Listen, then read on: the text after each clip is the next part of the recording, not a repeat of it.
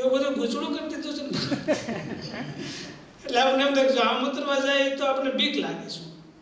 સ્વામી કહે માયામાં જીવને ભગવાનમાં કોઈ એલર્જી નથી. ભગવાન તો એને ગમે છે પણ એને બીક લાગે છે.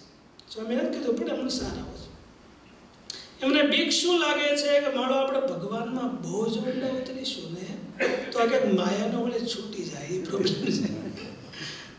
પ્રોબ્લેમ વધારે આપણે શેનો છે કે આપણે છૂટી જાય તો એ પ્રોબ્લેમ છે કે છૂટી જાય તો શું કરું.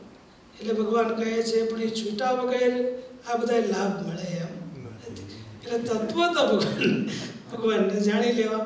અને તત્વ તો જો બહુ ઊંડા ઉતરે તો પછી ઓલું છૂટી. તમે બહુ પાણીમાં ઊંડા જાઓ તો પછી શ્વાસ લેવાનું બંધ થઈ જાય કે ન થઈ જાય. એમાં બહુ ઊંડા ઉતરો એટલે પછી જગતના શ્વાસ ઓટોમેટિક ધીમા. અને આપણે જગતના શ્વાસ લેવાની બહુ ટેવ પડી ગયેલી. ધીમા થાય પોહાય ને એટલે આપણે હટ દઈને બહાર આવી જાય પાછળ કે પછી બહુ નહીં કરવાની એમ.